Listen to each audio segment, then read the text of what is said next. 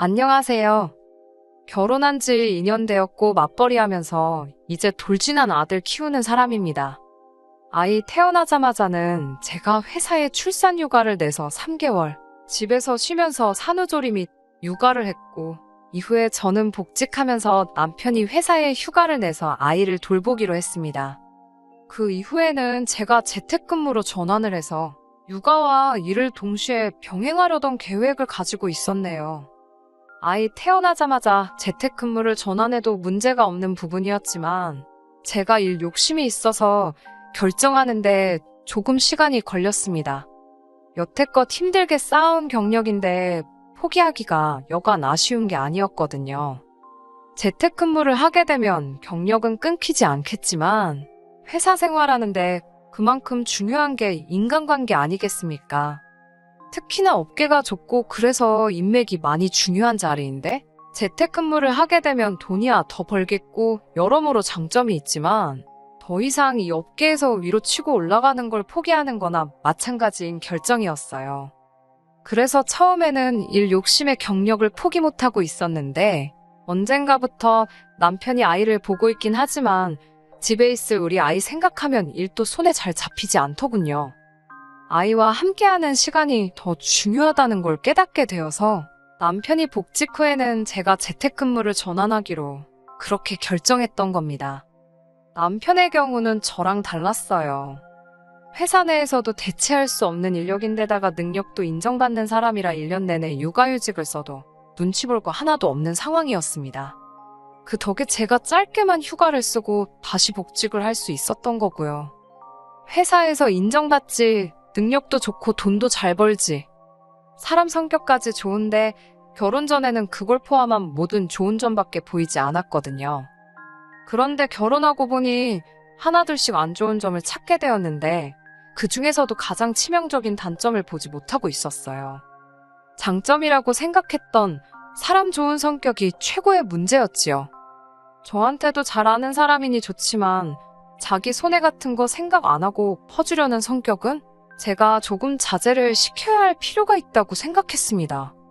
어느 정도까지는 제가 컨트롤을 할 수 있다고 생각했는데 제가 아무리 노력해도 남편이 자기 가족들한테 잘하는 것만큼은 막을 수가 없더라고요.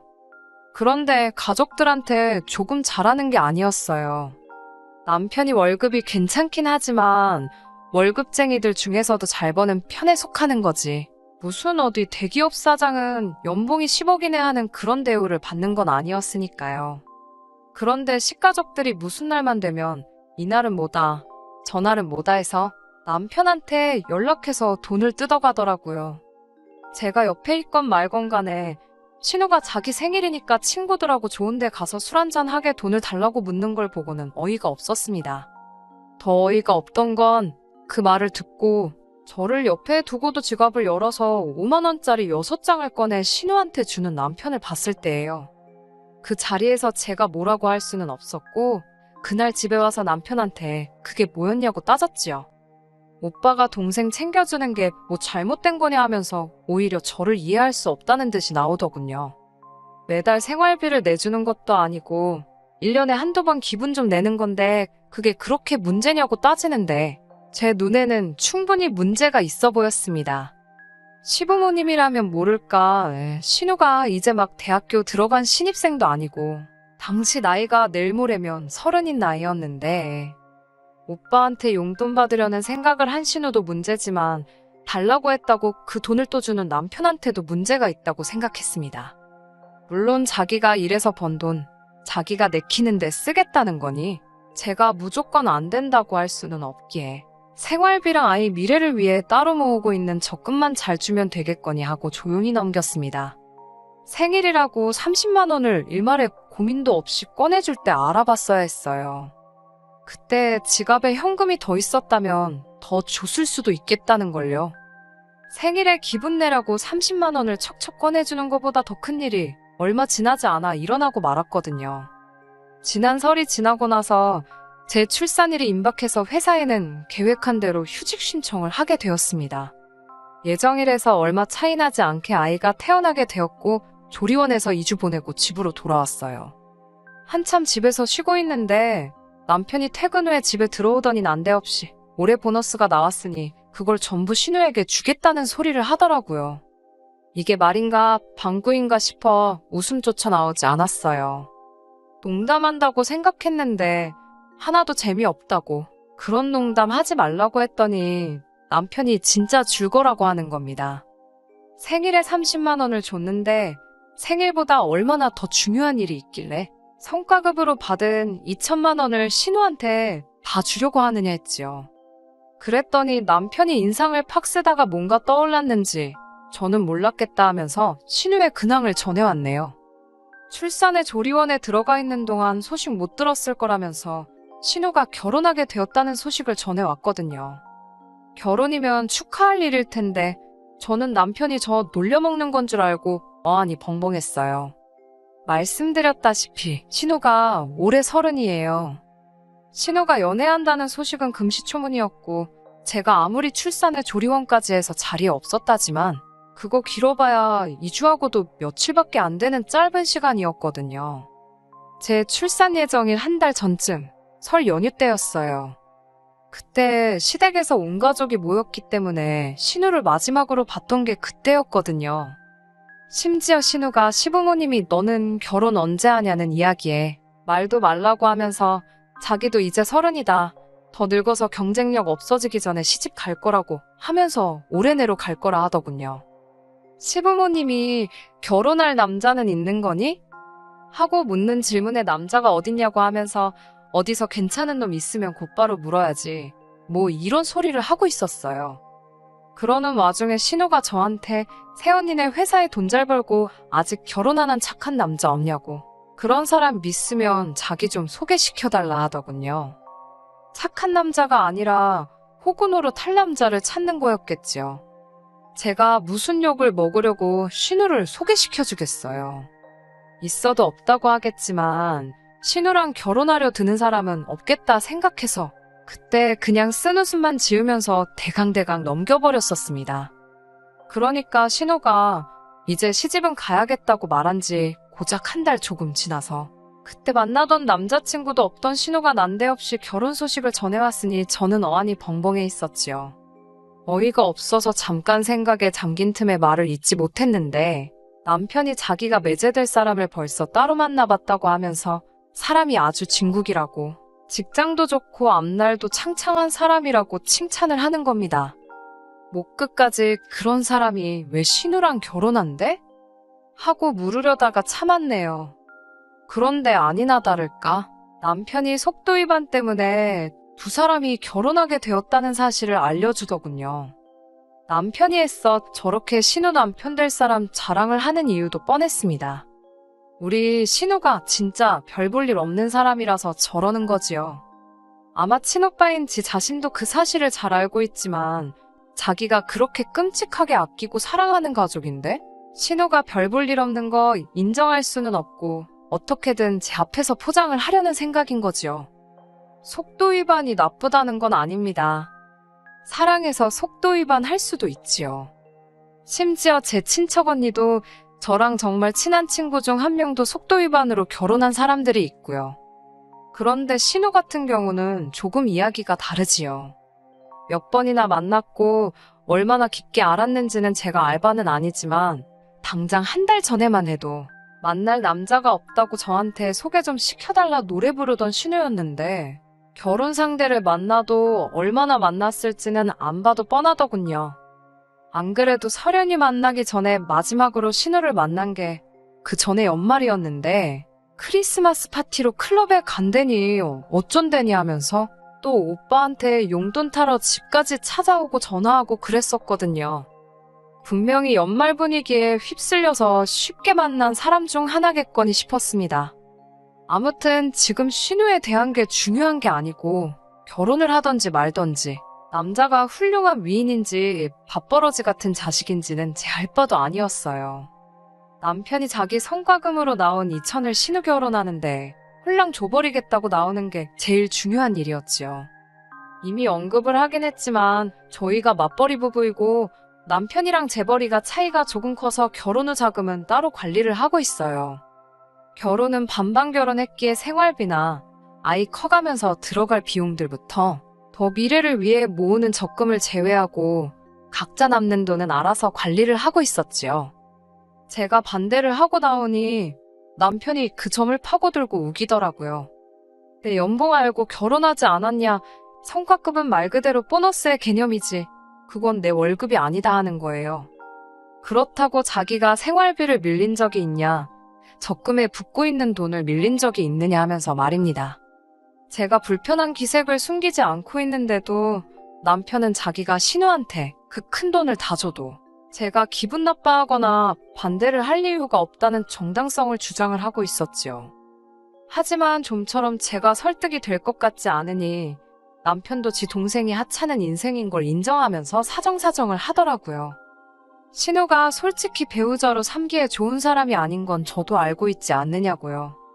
그동안이야 얼굴 반반한 거 하나 믿고 그랬겠지만 이제 30 되고 그러면 더 어린 애들한테 밀리고 그럴 거 아니냐고 하더군요. 요즘 남자들도 어린 여자랑 결혼할 거 아니면 여자 능력을 보는데 신우가 이제 어린 여자도 아니고 능력이 있는 여자도 아닌 거 저도 알지 않냐는 거예요.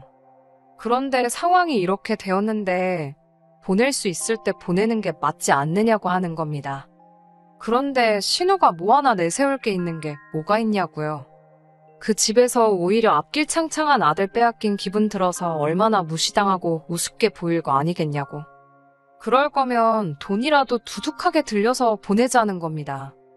자기가 우리랑 아이 미래를 위해 적금 부어놓은 걸 깨서 주자는 것도 아니고 빚을 져서 주겠다는 것도 아니고 그냥 자기가 보너스로 받은 돈이지 않느냐고 하더라고요. 자기가 마음만 먹었으면 저한테 말 안 하고 신우한테 그냥 줄 수도 있는 돈 아니었겠냐고요. 제가 모르고 넘어갈 일은 없었겠지요. 남편도 그걸 아니까 몰래 주지는 못하고 제 허락받아서 주려는 심산이었을 테고요. 남편이 저 대신해서 1년 육아휴직 내고 아이를 돌봐주게 되면서 남편도 원래 벌어오던 수입이 보장되는 것도 아니라 월급이 많이 줄어버리게 되거든요. 그때를 생각하면 당연히 그 돈을 쥐고 있는 게 좋을 텐데. 아무튼 그 당시에는 남편의 주장도 어느 정도 일리가 있다고 생각했어요. 신우 생일이라고 돈 줬을 때랑 같은 생각이었지만 아무튼 자기가 벌어서 받은 돈이니 어느 정도 자유롭게 쓸 수 있게 해주는 건 좋겠다고요. 물론 액수가 액수다 보니 남편에게는 육아휴직 기간 1년 동안 들어오는 돈이 상한이 있기에 그동안은 생활비며 적금에 들어가야 할 돈을 면제해주려고 했는데 그 돈은 다 받아내기로 했습니다. 그러면 자기가 용돈으로 쓸 만큼의 액수도 남지 않았을 텐데도 가족을 위해서 기꺼이 그러겠다 나오더라고요. 저도 이러나 저러나 매번 남편한테 용돈 필요하다고 와서 돈 뜯어가던 30살 신우를 치워버리는 거니 나쁘지 않은 상황이라 생각했어요. 그래서 반발짝만 물러나주고 신우 앞날을 축하해줬네요. 그 뒤로는 솔직히 나쁠 거 하나 없었어요. 남편이 저를 위해서 육아도 대신 해주고 있었고요. 처음에는 저도 경력을 잃게 된다는 사실이 참 안타깝고 싫었는데 하루가 다르게 자라는 아이를 보니 경력이 무조건 중요한 것만은 아니라는 생각이 들더군요. 그리고 앞서 말씀드린 것처럼 회사에서 치고 올라가는 게 무조건 중요한 게 아니라는 생각이 들어 그 욕심을 버리고 아이를 위한 엄마가 되어주기로 결심을 했지요. 그렇게 남편이 복직하는 시기에 맞춰서 다 내려놓고 재택근무를 시작하게 되었습니다. 남편도 남편 나름대로 엄청 출근을 하고 싶었나 봅니다. 그래도 그나마 고마웠던 게 있었다면 남편이 돈에 있어서는 저한테 거짓말은 안 했었다는 거예요. 할 수 있는 상황도 아니었긴 하지만 그래도 신우한테 그렇게 큰 돈을 한 번에 줘버린 덕분에 남편이 육아하면서 집에만 있으면서 용돈으로 쓸 여윳돈이 없어서 어디 나가 놀지도 못하고 그랬거든요. 그래서 출근하게 되니 다시 자기 월급도 많아지고 좋다고 많이 기뻐했습니다. 처음에는 아무리 재택근무일지라도 아이 보는 거랑 일을 동시에 진행하는 게 힘든 부분이 있었지만 이도 어느 정도 시간이 지나니 적응이 되더라고요. 신우도 시집가고 나서는 저나 남편 괴롭히는 일이 아예 사라지다시피 했고요. 모든 게 제자리로 돌아왔다는 생각이 들던 차에 남편이 난데없이 저한테 이제 재택근무로 집에서 보내는 시간도 길어지고 육아 문제도 어느 정도 해결된 것 같으니 둘째가 생겼으면 좋겠다는 말을 해왔어요. 우리 아들도 동생이 있는 편이 정서적으로나 책임감이라던가 해서 더 좋지 않겠냐면서요. 어디선가 연년생은 진짜 힘들다는 이야기를 듣기도 했고 사실 아이가 이미 돌이 지났으니 엄밀히 말하면 연년생은 아니지요. 하지만 2살 터울이나 연년생이나 크게 차이가 없다고 생각이 들었고 아직 재택근무에 적응한 것도 아닌데 둘째까지 갖는 건 저도 준비가 안 되어 있으니 시기상조라 생각했습니다. 남편은 어차피 고생할 거면 한 번에 바싹 고생하는 게 좋지 않겠냐며 자꾸 저보고 좋은 쪽으로 생각해보라고 보채더군요. 여전히 내키지는 않았지만 남편의 끝없는 설득도 있었고 혼자 크는 것보다 둘이서 크는 게 정서적으로도 좋다는 말을 듣게 되어서 결국엔 자녀 계획에 있어서 구체적으로 계획을 한번 세워보기로 했습니다. 앞으로 자라면서 들어갈 교육비라든지 그런 거 생각하면 저희 적금도 늘려야 하고 저희 신혼집도 방이 2개짜리였는데 방 3개에 화장실도 2개가 있는 집으로 이사를 가야 하겠고 이런 부분들 말이에요. 나름대로 계산하고 공부해가며 계획을 세우고 있는데 둘째를 갖자던 남편은 말하던 것과는 다르게 적극적이지가 않았습니다. 답답해진 제가 남편한테 무슨 다른 생각이 있는 거냐고 진지하게 이야기를 했지요. 남편이 진지한 표정으로 둘째에 대한 확신이 있느냐고 몇 번을 묻길래 생각해보니 나쁜 점만은 있는 게 아닌 것 같아 보인다고 대충 이해가 가도록 대답을 해줬습니다. 남편은 뜰 듯이 기뻐했었는데 정작 그날에도 별일은 없고 다음날 가볼 곳이 있다고 해서 일찍 잠에 들더라고요.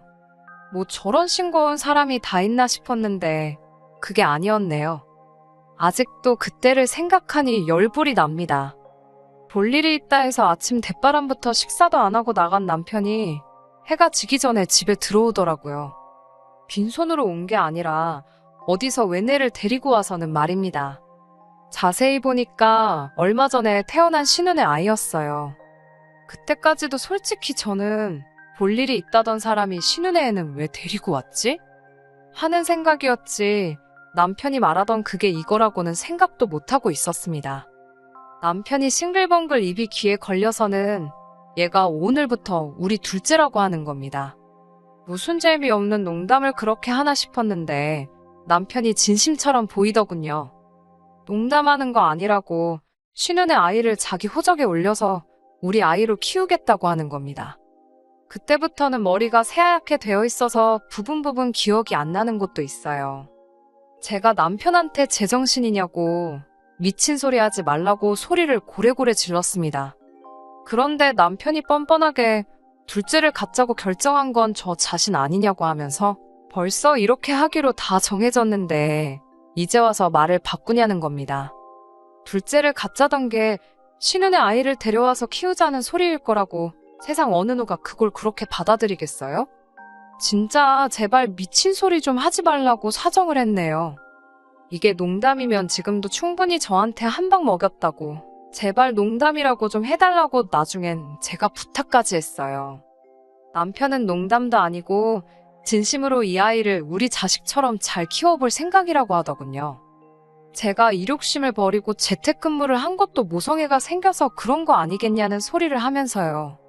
저한테 뭐하러 배부르고 예민하고 그런 시기를 거쳐서 둘째를 또 가질 생각을 하냐면서 그냥 이 아이를 우리 자식처럼 키우는 게 어떠냐고 되도 않는 설득을 자꾸 하더라고요. 남편도 이해가 되지 않았지만 신우도 미쳤구나 생각했어요. 세상에 어떤 애엄마가 아무리 자기 오빠가 둘째를 갖고 싶다고 했더라도 지혜를 데려다 키우라고 아이를 넘기는 엄마가 어디 있겠어요? 제정신이냐고 신우도 그렇게 하자고 한 게 맞냐고 말하니 남편이 또 자초지종을 말하더군요. 미리 말해줬으면 둘째 이야기 꺼냈을 때 제가 눈치라도 챘을 텐데 어째 말 한마디 없이 숨기고 있었는지 알겠더라고요. 신우한테 그 돈까지 줘가며 겨우겨우 결혼시켜놨는데 얼마 전에 이혼을 당한 거예요.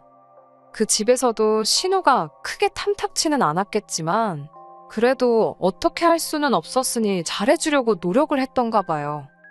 출산 전까지만 해도 신우네한테 그렇다 할 불화가 없었는데 아이가 태어나고 나서 아주 난리가 났던 거예요. 아이가 남자 쪽을 안 닮은 건 둘째치고 혈액형부터가 나올 수 없는 혈액형이었다고 하더라고요. 당연히 그 이후에 친자 검사가 진행되었고 안 봐도 비디오처럼 남자는 진짜 애아빠가 아니었다고 하더군요.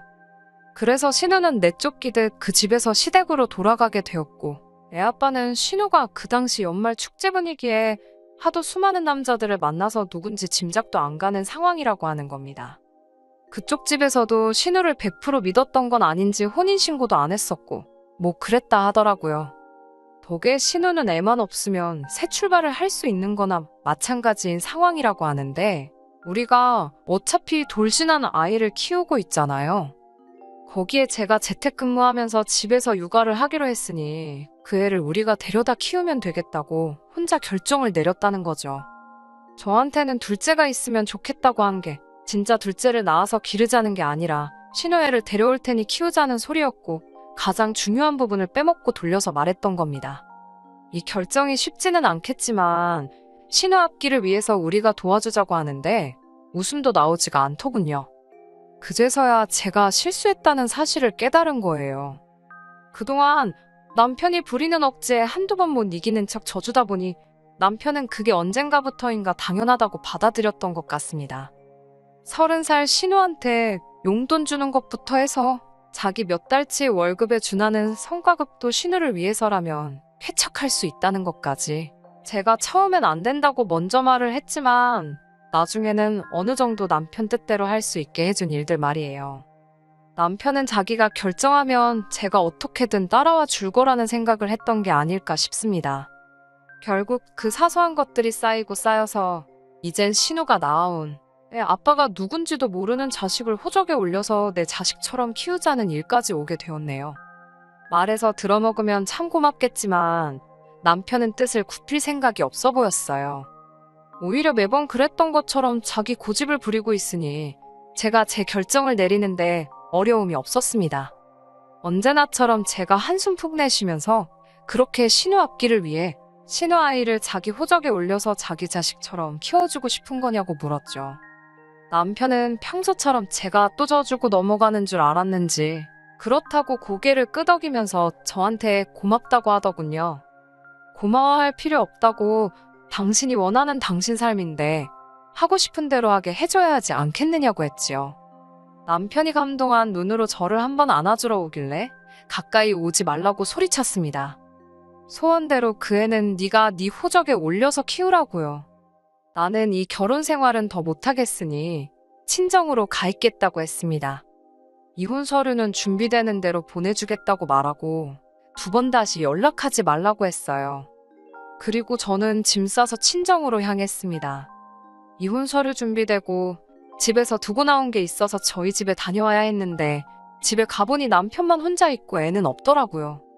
네 자식처럼 키운다던 네 동생 애는 어디다 두고 혼자 있냐고 물어보니 자기는 회사 나가야 하는데 어떻게 애를 키우겠냐고 일단 신우가 데려갔다고 하면서 이혼은 제발 저보고 다시 생각해달라며 제 바짓가랑이를 붙잡대요.